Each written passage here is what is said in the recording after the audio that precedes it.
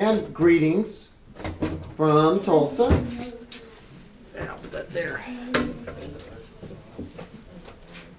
Surprisingly, the weather is going to be fantastic. You know, we had tornadoes apparently affected parts of the country, and Ian had to tell me about it.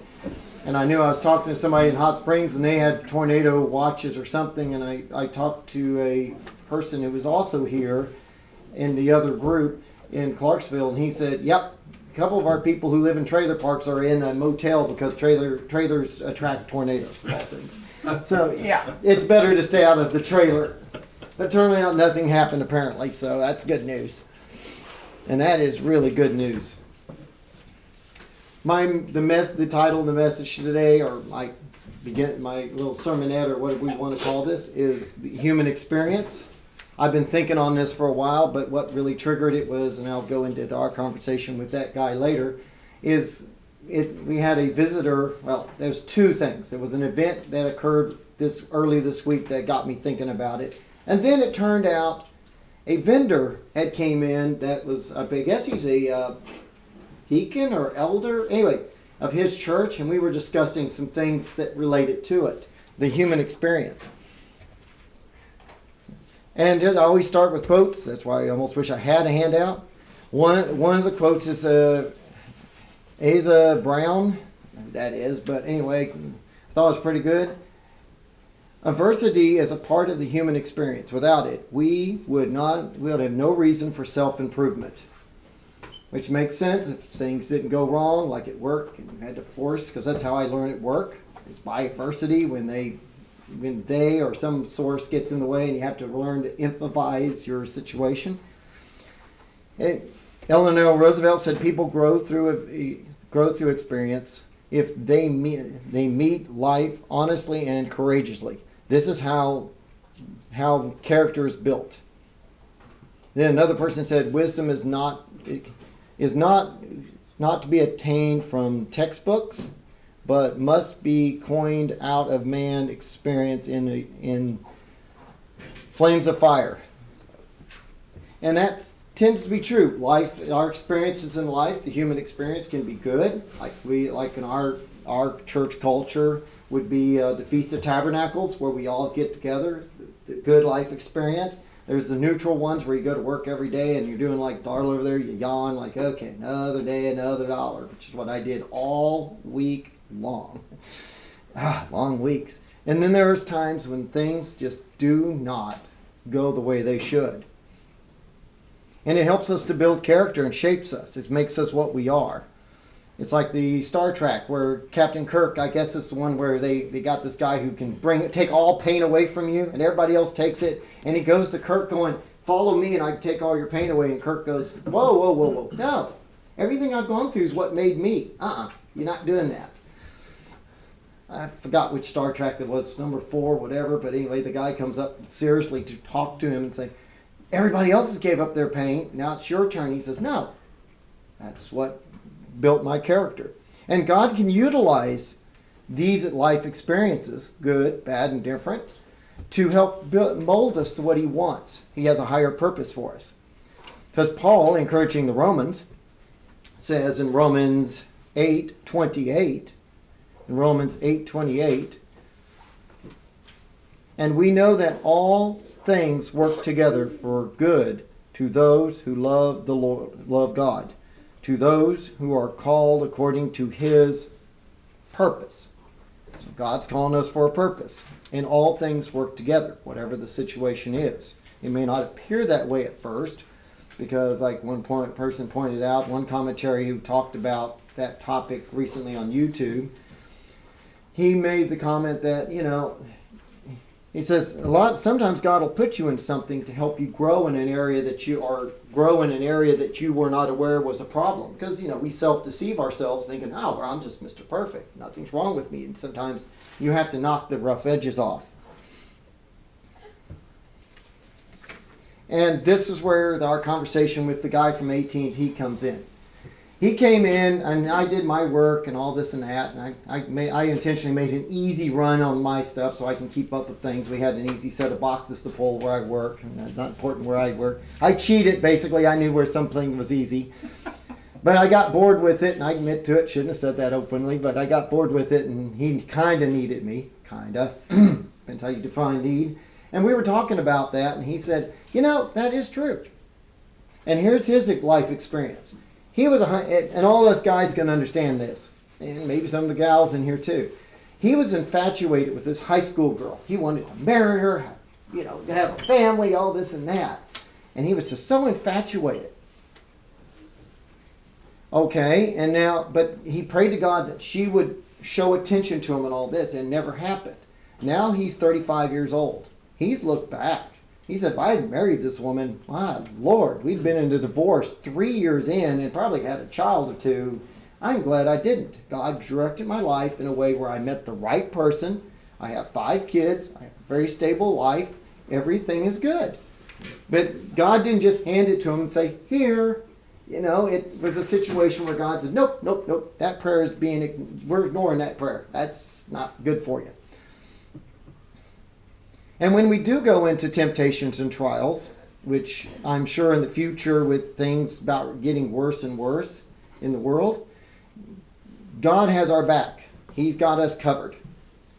For in 1 Corinthians 10, 13 through 14, again, they were going through a lot of trials themselves. If you read the book, they went through a lot of trials. And in 1 Corinthians 10, 13 through 14, Paul writes, no temptation has overcome you except such as is common to man. But God is faithful, who will not allow you to be tempted beyond what you are able. But with the temptation will always make a way of escape, that you may be able to bear it. I had put myself in a bad position once just thinking of this. As a personal analogy, I had stayed with a family, which we're not going into details. It's past, it's history. But it was a very uncomfortable situation. It helped me grow up to get out of it. And when I finally told my dad, who said, you should have told me once before, and he was furious, and he said, I'm going to help you because first, you're my son, and two, you admit it, you made a big mistake on this. And so thus he came to my defense, instantaneously helped me get an apartment, get myself back on my feet, and he said, I have to get a job, another job, a better job. I said, yeah, I'll get, yes, Dad. I did everything he did.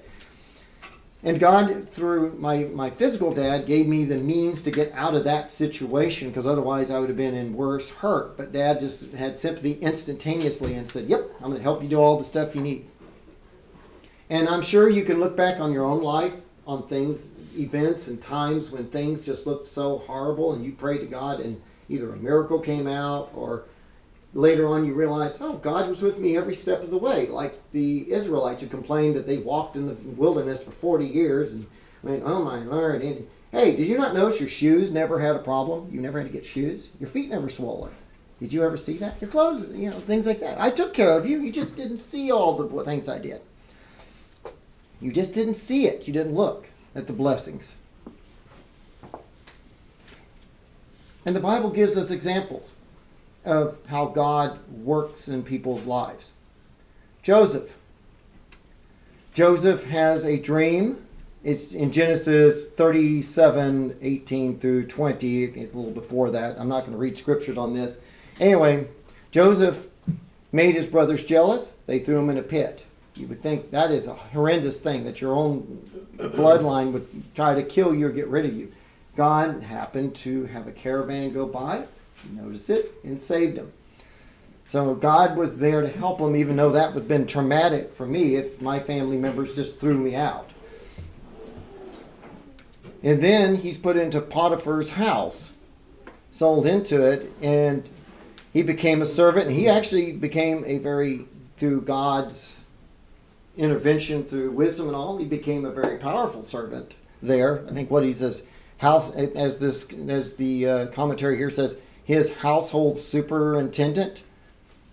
But then Potiphar's wife noticed him and tried to do something a little bit indecent there, and he refused because he was going to obey God. That's it. I don't do that.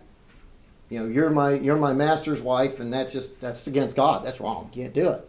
And what happens? She makes false accusations, which of course destroys everything he has worked up to, because I don't remember if it even says how many years he was there. He just worked it up from the servant to the superintendent. Then he was knocked back down. But then again, God made that work out, because he put him in, even though he went to prison. I think it does say, you can show me where it says it, I think he says that they noticed that God was blessing him in his life, and that everything he touched was blessed. So the guy, like I would if I was a supervisor, hey, this guy brings luck. Let's move him up. Let's move him on up. So God worked through Joseph's life. And what was the end result? Well, he became the assistant to the Pharaoh over time. Because of all the experience, he became a mature individual, very strong in God. And we can look at that as means, so instead of like we look at our lives moment to moment. I don't do that anymore at work as much, thank goodness. Because if I did, I'd be so depressed at all the changes they do.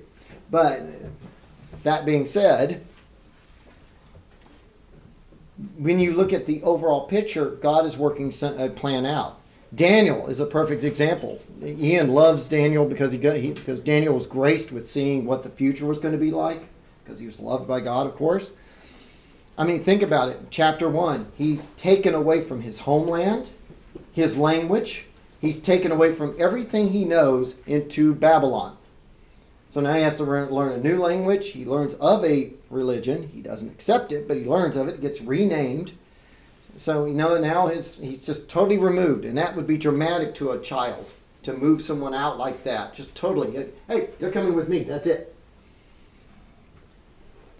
But God stayed with him.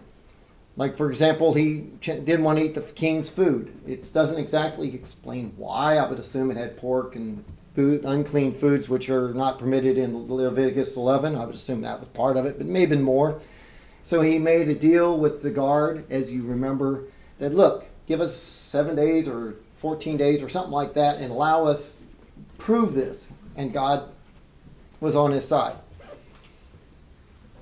And you can see how Daniel was affected from that point on. But one I really want to hit, because this one was what Ron Dart spoke of in his devotion. He mentioned Daniel 3. Here's I can never get their names right. What's the names again? Shadrach, Meshach, and Abednego. Thank you. I need to be married one day to have a wife to tell me how to pronounce things. Amen. I'm not going to argue with that fact at all. I'm not going to argue with that fact at all. But when he was talking about devotion, he was thinking how, just to sidestep a little bit here, that Daniel and them, because Daniel's tradition was to pray 3 times a day, so he stayed close to God. And I'm assuming this is what these 3 individuals did too. But they were challenged. I don't know why Daniel wasn't. He may not even been in the province at the time. But the king had made this statue and everybody had to go worship it. Well, they brought these 3 people here and they refused. Flat off. I mean, they just said, no, I won't do that. I'm not going to worship this image. We worship the true God. I'll even quote what they said. In Daniel 3:16, speaking to the king when they were inquired, why would you not bow to this like I told you to? I am the king. Not the one. Your life is in my hands. And they say, O Nebuchadnezzar, in verse 16. Daniel 3:16. O Nebuchadnezzar, we have no need to answer you in this manner. If that in the case, our God whom we serve is able to deliver us from the burning fire. Start over again. If this be the case, our God whom we serve is able to deliver us from the burning furious furnace, he will deliver us from your hands, O king. So they took that. But they went even further. But if not, let it be known, O king, that we do not serve your God, nor will we worship the image, the gold image, which you have set up. They defied the ruler. They had an adversity there. And of course we know the story from that point forward. Several guards tried to put him in the furnace, and guess what? The guards didn't survive very long. They were they were toasted, so to speak. And then the king looks into the furnace. There's 4 men in there. What? Didn't I just throw 3? I don't even know how he saw that. And it's like God performed an immediate miracle to help these people out because they were determined. They were going to do what God said. And at the end, you find out Nebuchadnezzar finally acknowledges, yep, your God is definitely greater than our God. Because if it killed a person that instantly, I've been near my fireplace, and I can't imagine it being that hot, where you can't even get within 10 feet of it. Of course, the house wouldn't be there. I have so many papers and carpet and everything else would be on fire. But there's another example in the Old Testament where God was in these individuals' lives. Daniel, Joseph, and of course we can't, like I talked to one of our members here this week, Job. Job was also put in a very strong test and challenged with adversity. And I don't know if he was totally handling it the way he should, but he stuck with God. His wife comes up, which told him to curse God and die. Of course, he wouldn't do that. And then it just went bad. But at the end, he got twice as many sheep. He got twice as many this. He had a good wife. I think he didn't. Did he have twice as many children too? Same amount again. Same amount again? Okay, I couldn't remember. But God brought it all back. He was blessed because he obeyed. And he had a new perspective on life. He had actually, at that point, through the trial, realized more. And I'm sure you can look in your own life when you went past the trial, you go, wow, I learned something. And why did they, and when these individuals faced this challenge, what was their motivation, you may say? In the faith chapter, which is in Hebrews 11, Paul expresses at least what he perceived as the reason why that they did that. In Hebrews 11:13, it said, and when I copied it from the internet, because I go to an actual site that has all the King James and everything, it calls it the heavenly hope. In Hebrews 11:13, for these all died in faith, and it mentions Abraham and others, not having received the promise, but having seen them afar off, were assured of them, embraced them, confessed that they were strangers and pilgrims on this earth. For those who say such things declare plainly that they seek a homeland. And truly, if they had called to mind that country from which they had come out of, they would have had the opportunity to return. Because just to stop there, it is saying something about Moses, that he actually had the privilege to almost become a pharaoh, but he didn't. He decided to choose. He chose to suffer with his people. Anyway, verse 16, but now they desired a better, that is, a heavenly country. Therefore God is not ashamed to be called their God, and he has prepared a city for them. They saw that promise. When you look beyond your life, like I said, one reason I think at work I get irritated in the past, and I started practicing to think beyond a certain point, is when you live the moment, you can get very stressed and irritated, and like when your favorite football team loses that moment and you throw a rock at your TV, or a little foam brick, and not realize that one loss doesn't really mean all that much. You're just mad that the quarterback didn't do his job right. But they had a promise. They saw the promise that God was not ashamed to be called their God, and he had prepared a city for them, a place. And we see a kingdom. We see resurrection ahead of us. And it helps. And we knowing that God, who sees everything, because he sees beyond our day-to-day life, he knows what's going on. Like the guy said, like I said with the AT&T guy, he had no idea that at 18, that if he didn't marry this woman, if he had married this woman, I should say, he would have had a very different life. And God will do that. He'll change things up. He'll make things happen. He's knocking like the article I posted on Facebook, the jewel, they have to knock the rough edges off. Romans 8 Again, Paul is encouraging the Romans. In Romans 8, verses 18, it says, "For I, Paul, consider that the suffering of this present time are not worthy to be compared with the glory which shall be revealed in us. That earnest expectation of creation earnestly waits for the revealing of the sons of God." So Paul, who, I forgot the chapter, every time I come up here, I mean to bring it up, but he talks in Corinthians, I believe he makes a list. He was shipwrecked, stoned multiple times, he was rejected. He went through all this, but then he says, "For I consider the suffering of this time not worthy to be compared with the glory which shall be revealed in us." So Paul took all this punishment in his life because he knew there was a greater something ahead of us. And then the other encouraging part. So when you are in despair, you can read this, 31 through 39. God's everlasting love. "What then shall we say to these things? If God is for us, who can be against us?" And not everybody gets miraculous miracles, but you can hark back to the three friends of Daniel. You can think back to multiple places in the New and Old Testament where God just miraculously came to their defense. Who can stand against us?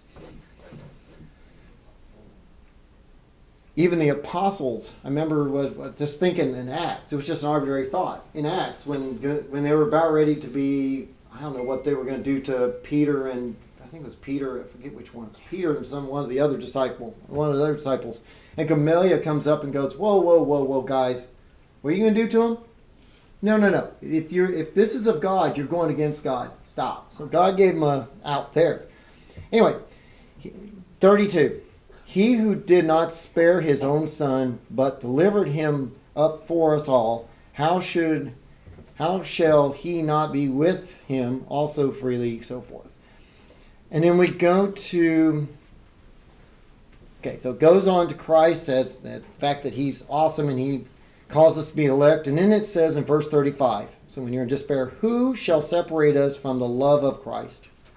Should tribulation, or distress, or persecution, or famine, nakedness, peril of sword? For it is written, for your sake we are all killed all the day long. We are accounted as sheep for the slaughter. Yet in all these things we are then conquerors through him," Jesus Christ, "who loves us. For I am persuaded that," and then this is Paul's response, "I am persuaded that neither death, life, nor angel, nor principality, nor powers, nor things present, nor things to come," the future, because I worry about that a lot sometimes, "nor height or depth, nor any other created thing shall be able to separate us from the love of God, which is in Jesus Christ our Lord." So we can take comfort that if we are trying to obey God, if we're led by the Spirit, which it says earlier in the chapter, and we do what we need to do, and God has called us, He is not going to leave us. We are protected. Like my dad, when I was talking about the time that I had that little incident. He said, "Son, I said, I guess I'm a terrible son." He said, No, son. You just made a mistake in life. I'm here to be here. I'm always here for you. And so the Heavenly Father says that to us as well through Jesus Christ. I'm always there for you.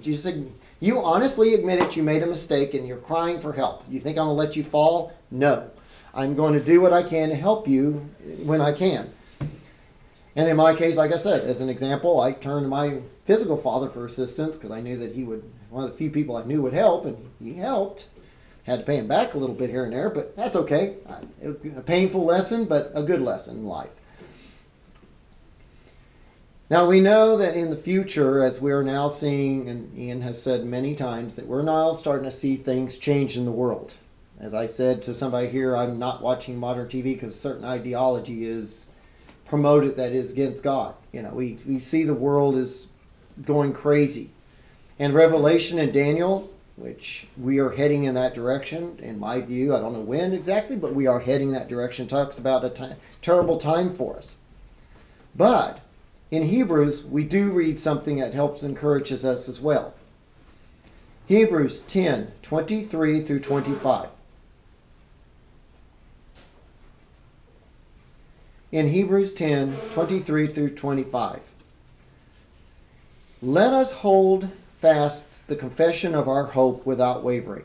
For he who promises is faithful.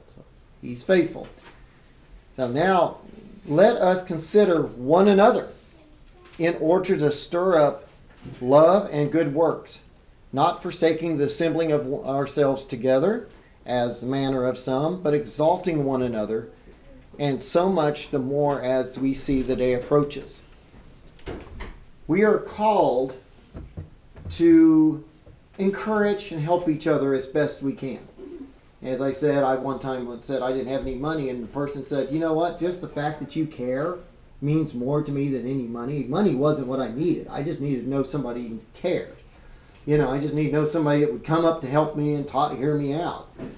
We need to encourage and work together as we see the times get worse and worse and worse. And bond together, like I said in the last message, like a family, and help each other. Because that's what we're here for. Because someday in the kingdom, we'll be helping other people who have probably been through even worse stuff.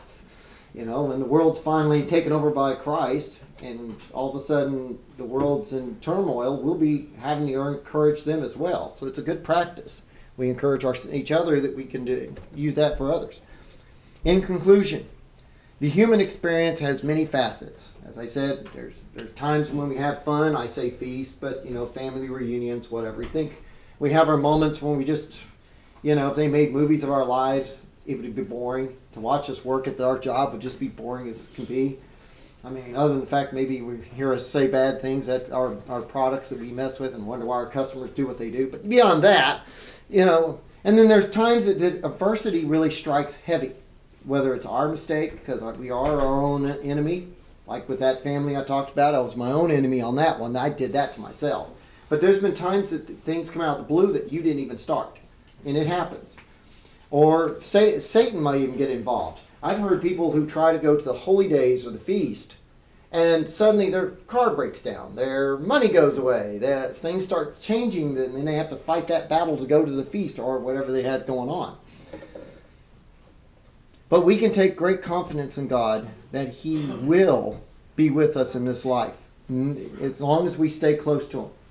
If we draw nearer to Him, we follow Him, we do what we're supposed to do, He will be with us in any trial, and we're to, as fellow Christians, we're to help each other as well. We're not to turn our back and go, well, whatever, George, you're supposed to be there to help as much as possible, whatever it is, whether it's a friendly word or just saying, hey, I'm there if you need something or whatever.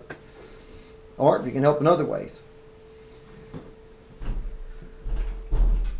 So on that, because in this case, we are born to win is the basic point I was making there, that we do all the stuff. God is there with a purpose. He's given us a purpose. He's training us. We don't know what our future job will be when we get resurrected, but we'll have one day. So I'm going to leave with this scripture. So if any just to help us out, something to think about. Romans 8:28. Just remember, whether you're going through trials or not, just remember, in your life, it said, Paul's encouragement, and we know that all things work together for good to those who love God, to those who are called according to His purpose.